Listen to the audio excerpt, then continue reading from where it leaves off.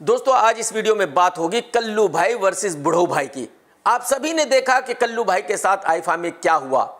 आप में से बहुत लोग कह रहे हैं कि यार कल्लू भाई के साथ ठीक नहीं हुआ, कल्लू भाई की इतनी बेइज्जती नहीं होनी चाहिए थी। लेकिन मैं ऐसा समझता हूं कि कल्लू भाई के साथ जो हुआ है वो बिल्कुल सही हुआ है। कल्लू भाई फुल्ली डिजर्व करता है यही ट्रीटमेंट। और ये मैं इसलिए कह रहा हूं कि कल्लू भाई को अच्छी तरह पता है कि उसको आईफा में बुलाया जाता है उसकी बेइज्जती करने के लिए, उसकी इज्जत का जनाजा निकालने के लिए। इसके बावजूद भी ये लड़का वहां जाता है पब्लिसिटी के लिए, क्योंकि कल्लू भाई को ऐसा लगता है कि भाई अगर वो आईफा पे चला गया तो वो इतना बड़ा सुपरस्टार बन गया कि लोग अपने मकान दुकान घर बार बेचकर उनकी फिल्म देखने जाएंगे। अरे कल्लू भाई माफ कर दो। पब्लिक भाई साहब अच्छी फिल्म देखने जाती है, पब्लिक को इससे कोई लेना देना नहीं है कि तुम आईफा पे गए हो या नहीं गए हो। दोस्तों वो वायरल वीडियो तो आप सभी ने देखा है जहां कल्लू भाई एक फैन के साथ फोटो खिंचवा रहे हैं और सामने से बुढ़ऊ भाई आ रहे हैं और बुढ़ऊ भाई को देखकर कल्लू भाई उनकी तरफ चलना शुरू होता है और उनकी तरफ हाथ बढ़ाता है हाथ मिलाने के लिए। लेकिन बुढ़ऊ भाई कहते हैं कि चल बे, तेरी इतनी औकात नहीं है कि मैं तेरे साथ हाथ मिलाऊं, चल। और कल्लू भाई कुछ बोलते रहते हैं, बुढ़ऊ भाई उसकी तरफ एक ऐसे लुक देकर निकल जाते हैं जैसे कि कोई फैन लुक्खा बोल रहा है और छोड़ो इग्नोर मारो। और भाई साहब बात यही खत्म नहीं हो जाती, बल्कि बुढ़ऊ भाई के जो सिक्योरिटी गार्ड्स हैं वो कल्लू भाई को ऐसे हाथ से एक तरफ हटा देते हैं कि चल बे चल, साइड में हो, यही तेरी औकात है। तेरी औकात नहीं है कि तू भाई से हाथ मिलाए और भाई से बात करे, चल चल निकल। कमाल यह है कि इतनी जलालत होने के बावजूद भी कल्लू भाई ने यह मुनासिब नहीं समझा कि वो आईफा छोड़कर मुंबई वापस आ जाए। कल्लू भाई वहीं रहा और आईफा में पूरी तरह से हिस्सा लिया और जलील होता रहा। अब आपको क्या लगता है कि अनजाने में हो गया है? बिल्कुल नहीं भाई साहब, बुढ़ऊ ने दूर से ही देख लिया था कि सामने कल्लू भाई खड़ा है और बुढ़ऊ भाई ने वहीं से सोच लिया था कि इसको कैसे इग्नोर मारना है, इसकी कैसे बेइज्जती करनी है। और बुढ़ऊ भाई ने वही किया जो उसका प्लान था। कल्लू भाई को दिखाया कि देख बेटा तेरी ये औकात है, तेरी वो औकात नहीं है जो तू अपने आप को समझता है। ये इंसिडेंट हुआ और वो वीडियो वायरल हो गया। और इसके बाद मीडिया ने कल्लू भाई से पूछा कि भाई साहब आपके साथ ऐसा ऐसा हुआ है, आपकी इतनी भारी बेइज्जती की गई है, तो आप क्या कहना चाहते हो? भाई साहब कल्लू भाई कांपने लगा, नहीं, इस बारे में बात मत करो, इस बारे में बात मत करो, मैं इस बारे में बात नहीं करना चाहता, बात बढ़ जाएगी, बुढ़ऊ भाई को गुस्सा आ जाएगा तो मुझे आईफा से उठा के बाहर फेंक देगा। नहीं प्लीज ऐसा मत करो, मुझे आईफा में रहने दो।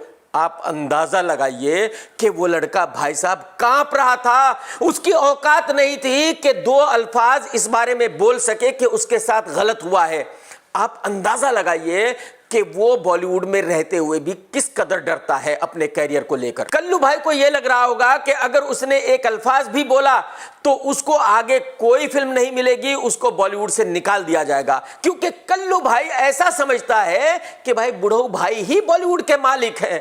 अरे भाई साहब, अरे कल्लू भाई माफ कर दो। कल्लू भाई मैं आपको यह बता दूं कि बॉलीवुड की मालिक है पब्लिक।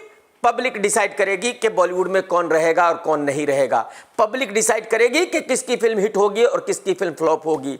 आपके कांपने से और डरने से आप सुपरस्टार नहीं बन जाओगे, बल्कि आपने अपनी पैंट उतरवा ली। पब्लिक को पता चल गया कि आप कितने बड़े लुक्खे हो, कितने बड़े डरपोक हो। और अगर मैं आपको अंदर की बात बताऊं तो कल्लू जैसे लोगों को आईफा पे बुलाया ही जाता है जलील करने के लिए। आप मुझे एक बात बताइए, क्या वही दो लोग पूरे बॉलीवुड में अवेलेबल है आईफा होस्ट करने के लिए जिनकी बीवियां उसकी गर्लफ्रेंड्स रही थी जो आईफा का बॉस है? आईफा का बॉस वो है और उस बॉस के चमचे ये दोनों हैं। तो एक्चुअली वो जो बॉस है वो उन दो लड़कियों को दिखाना चाहता है कि देखो इन दोनों की ये औकात है जिनसे तुमने शादी की है, इनको मैं इसी तरह जिंदगी भर जलील करूंगा, ये जिंदगी में कभी भी मेरे बराबर में खड़े होने के काबिल नहीं बनेंगे। और ये दोनों इतने बड़े लुक्खे हैं कि ये जाते हैं और अपनी वहां बेइज्जती कराते हैं। बाकायदा इनको बेइज्जती के लिए ही बुलाया जाता है आईफा में, लेकिन ये इतने बड़े बेशरम हैं कि इनको बिल्कुल एहसास नहीं होता और ये बाकायदा वहां बड़ी खुशी से जाकर अपनी बेइज्जती कराकर आते हैं।